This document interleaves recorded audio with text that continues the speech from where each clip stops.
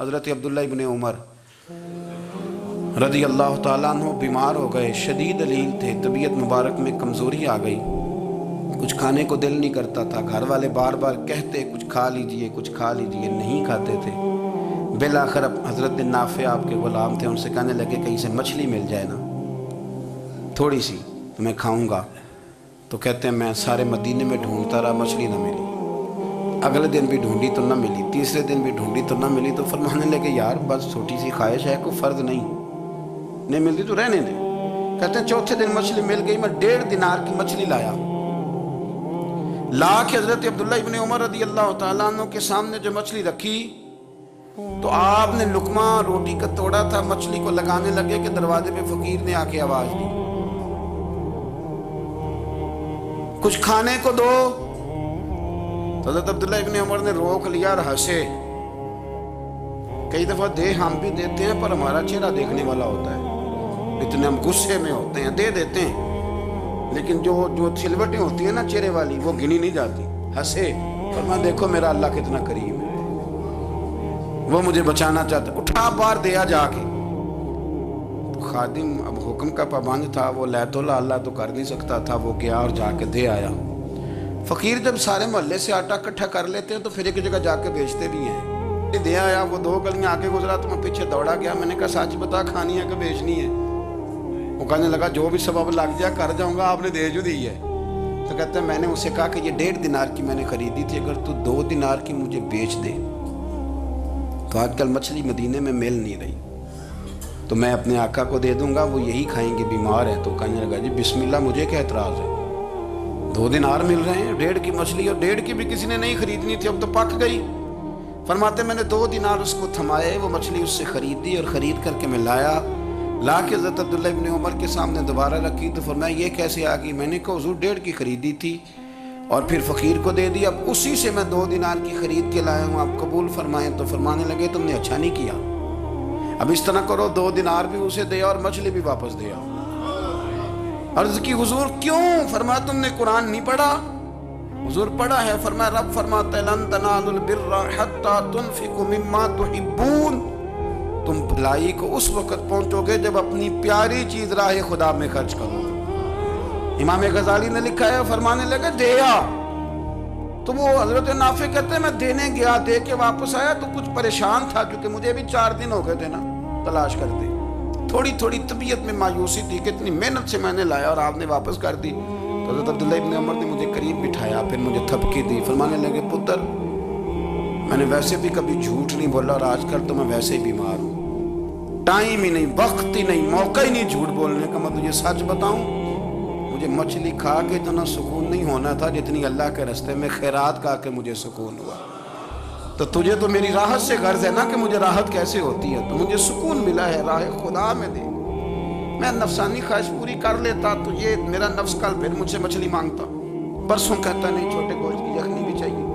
ہم لوگ الجھ گئے ہیں، بہت بڑے قیدی ہیں اپنے آپ کے، بڑے قیدی ہیں، سارا دن اپنی خواہشات کی تکمیل میں بھاگے رہ رہے ہیں، بڑے بڑے سونے نوجوان۔ میں ان پہ تنقید نہیں کرتا، مجھے ان پہ ترس آتا ہے، جب میں رات کے اندھیروں میں انہیں ٹیلی فون لے کے چوکوں میں کھڑے دیکھتا ہوں تو مجھے رحم آتا ہے۔ میں کہتا ہوں دیکھو نفس کی خواہش کے پیچھے یہ کیا مثلا آخر کیا ہے اس میں، ایک عورت کے پیچھے تباہ کر لیا اپنے آپ کو، یعنی زیادہ سے یہ کوئی مقصود ہے، یہ کوئی مقصد حیات ہے جس کو مقصد بنا لیا ہے؟ میرے عزیز بات کو سمجھ لیں، اتنا خوبصورت آدمی ہے اور اتنا اس کا اونچا قد کاٹ ہے، اور کیا کس کے پیچھے یہ بھاگا ہوا ہے؟ بڑا سمجھدار، دانشور، عقل مند آدمی، ذی روح بندہ، لیکن اس کا سٹیٹس آپ یہ ملاحظہ کریں کہ وہ 20-40 ہزار کی خاطر جھوٹ بولتا ہے، دھوکہ دیتا ہے، فریب اور فراڈ کرتا ہے۔ ہم اپنی نفسانی خواہشات کے پیچھے اس طرح بھاگتے ہیں کہ ہم اصل سے رہ جاتے ہیں۔ میری باتوں کی سمجھ آ رہی ہے آپ حضرات؟ تھوڑا تھوڑا کر کے، ایک ایک کر کے ان کی باتیں کم مانیں۔ ضروری تو نہیں نا کہ سویرے ناشتہ بازار سے اپنی مرضی کا تگڑا کیا ہے، بازار سے لا کے پوڑیاں چنے بہترین کھائے، اور پوڑیاں چنے ابھی کھائے نہیں، شاپر میں ڈالے ہوئے ہیں، اور وہ لے کے ابھی آ رہا ہے تو ساتھ ہی رستے سے गोश्त भी छोटा अच्छा लगा तो 2 किलो वो भी ले आए कि पूड़ियाँ चने खाऊंगा और दोपहर के लिए गोश्त पकाऊंगा। वो पहले ये तो खा ले साहब, इससे तो निजात पा ले। ये पता नहीं हजम होता है कि कुछ और करता है तेरे साथ, लेकिन वो गोश्त भी साथ ले आया। यानी टेबल पे, नाश्ते के टेबल पर बैठ के फैसला हो रहा होता है कि हमने क्या खाना है, हमने किधर जाना है। संगियो याद रखो, बातों को समझो और गौर करो। ये थोड़ा थोड़ा करके जब हम छुटकारा हासिल करने की कोशिश करेंगे ना, छुटकारा हासिल करने की, कई जगह से, किसी जगह से अगर आपको तंबी होती है ना, तंबी, उसमें भी बड़ा मजा आता है। उसमें बड़ा, हमारे एक बुजुर्ग थे, तो एक दिन ना मैं गया तो कहने लगे अल्हम्दुलिल्लाह आज मैं बड़े सुकून में हूँ। मैंने कहा जी वो क्या हुआ? कहने लगे मैं अपने आप को बड़ा पीर साहब समझने लग गया था। तो एक वापडा के किसी आदमी से काम था, तो मेरे एक दोस्त ने मुझे कहा कि पीर साहब उसको टेलीफोन कर दें, सुना है आपका अकीदतमंद है। मैंने उस बंदे को टेलीफोन किया तो कहता पीर साहब मैं इज्जत आपकी बड़ी करता हूँ पर यह काम नहीं हो सकता। कहते जब उसने मुझे कहा ना तो कुछ भी नहीं, तो मुझे बड़ा मज़ा आया, और ना मेरा तो नफ्स फूल गया था। मैं तो समझता था कि जो मैं कहता हूँ वैसे ही हो जाता है। कहते उसने थोड़ा सा ना मुझे लेवल में किया है, मुझे मज़ा आया। ये लोग ना अपने ऊपर बोझ डालते थे, ये थोड़ा थोड़ा पीछे हटते थे, ये समझते थे कि इस तरह तो हमारी तकमील रह जाएगी। सुबह से शाम तक अगर इसी नफ्स की बातें मानते रहेंगे तो खराबी करेगा। दौलत का नशा है भाई, दौलत इकट्ठी करने वाला किसी जगह सैर नहीं होता। हुस्न का नशा है, हुस्न का नशा है। हज़रत अबू बकर शिबली रहमतुल्लाह अलैह फरमाया करते थे जो तेरी बेटी को खूबसूरत समझ के उसके साथ निकाह करने थे उसे बेटी ना देना। हजरत जी क्यों? फरमाया हुस्न तो थोड़े दिन के बाद खत्म हो जाएगा, फिर वो इसकी कदर नहीं करेगा, वो तो कहीं और मुंह मारता फिरेगा। हज़रत अबू बकर शिबली रहमतुल्लाह ताला अलैह की बेटी खूबसूरत थी। एक नौजवान कहने लगा मेरा निकाह कर दें।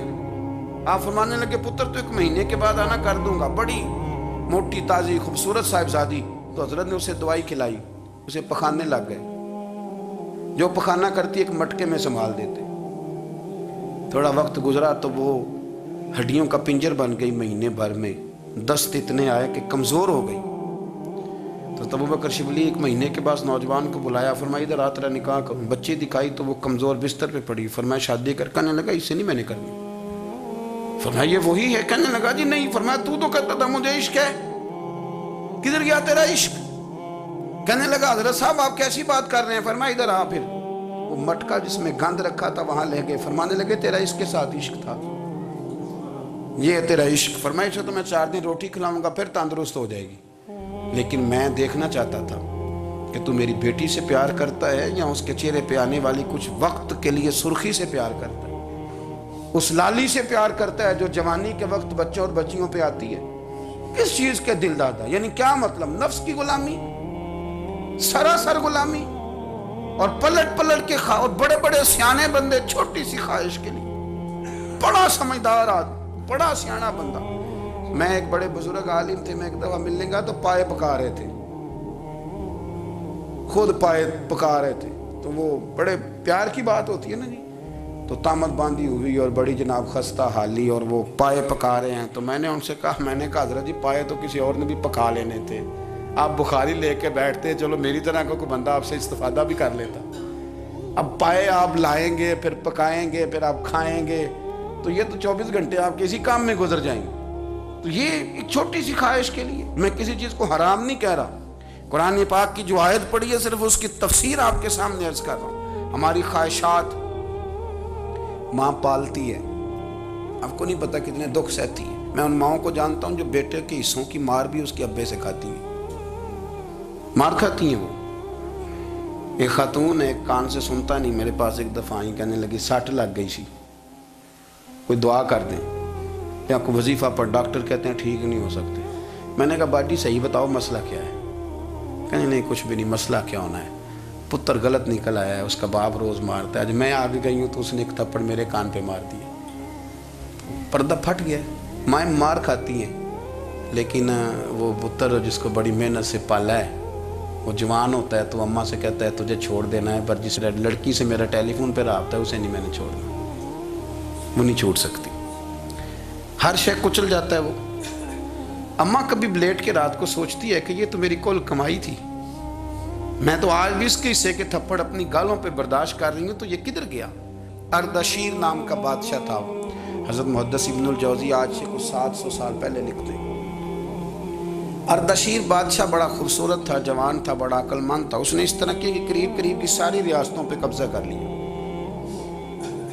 بڑا عقل مند زیرک تھا، قبضہ ہو گیا۔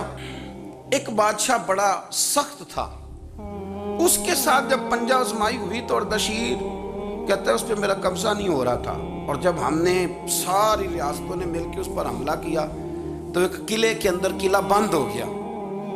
اردشیر بڑا خوبصورت آدمی تھا، بڑا سمجھدار تھا، تو وہ بادشاہ قلعہ بند ہو گیا، اس نے کہا نکلنا ہی نہیں۔ اب وہ اندر بند ہے، یک بارگی حملہ کیا تو وہ بڑا بڑا قلعہ تھا اس میں بند ہو گیا۔ اس بادشاہ کی نا جس پر حملہ کیا، اس کی بیٹی اچانک ایک دن قلعے کی دیوار پہ چڑھی تو اردشیر کے حسن و جمال کو دیکھا تو عاشق ہو گئی، اور اپنے ہی باپ کے خلاف اسے کہنے لگی کہ اگر تو میرے ساتھ شادی کا وعدہ کرے نا تو میں تجھے رستہ بتاتی ہوں حملہ کرنے کا۔ اس نے کہا میرا وعدہ رہا، تو رستہ بتا۔ اس نے رستہ بتایا اس لڑکی نے، اور بادشاہ نے حملہ کیا تو اس کا باپ قتل کیا، اس علاقے پہ قبضہ کیا شادی کے وعدے پر۔ ہاں نفسانی خواہش بندے کو اندھا کر دیتی، نہیں سمجھ آتی اس کو میں کدھر جانا، اندھا کر دیتی۔ حملہ کیا، اور جب اس لڑکی کو لے کے آیا نا اپنے محل میں، تو پہلے دن شادی کی پہلی رات تھی، تو بستر بچھایا کنیز نے، تو وہ کبھی کروٹ ادھر بدلتی کبھی ادھر بدلتی، تو بادشاہ کہنے لگا کیا ہے؟ کہنے لگی بستر میں کچھ ہے، مجھے تکلیف دے رہی۔ اس نے چراغ جلائے اور جب بستر اٹھایا تو ایک اتنا سا دھاگا نکلا۔ دھاگے سے عموماً تکلیف نہیں ہوتی، تو اس نے کہا تو اتنی نرم و نازک ہے کہ دھاگا؟ کہنے لگی میرا باپ نا میرے ساتھ اتنا پیار کرتا تھا کہ روز میرا بستر بھی خود بچھاتا تھا، اور اس نے آلہ رکھا ہوا تھا، وہ ناپتا تھا کہ کوئی پایا اونچا نیچا تو نہیں، میری بیٹی کا بیلنس سوتے وقت خراب نہ ہو جائے، اور میرے لیے گوشت اور کپڑے بھی خود پسند کر کے لاتا تھا، کھانے پینے کا خود خیال کرتا تھا۔ اردشیر کہنے لگا اچھا وہ اتنا پیار کرتا تھا، اور پھر تو نے اس کے ساتھ کیا کیا؟ کہنے لگا بلاؤ کنیزوں کو بلایا، فرمایا اس کو اٹھاؤ اور جلاد کے پاس لے جاؤ، اسے کہو کہ اس کے بال ایک گھوڑے کے ساتھ باندھے، پیر دوسرے گھوڑے کے ساتھ باندھے، اور ایک گھوڑا ادھر بھگا دے کدھر بھگا دے۔ یہ جس کے باپ نے اتنا پیار کیا، یہ نفس کی اتنی غلام ہے کہ اس کی وفادار نہیں رہی تو میری وفادار کیسے بنے گی؟ جس نے اتنے نازوں سے پالا کہ دھاگا اسے برداشت نہیں۔ او یارو یاد رکھو، اگر نفس کی غلامی کرو، بڑے بڑے وفاداروں کو چھوڑ کے غلامی کرو تو پھر کہو وفادار مل جائیں۔ کوئی بول ابا لڑا نہ بول بیٹھی ہوں دے خصم ناراض بڑ بولیاں دے، کہاں سر کھائے تے بلبل ٹھنڈ پائے، بڑے فرق نہیں سجنا بولیاں دے۔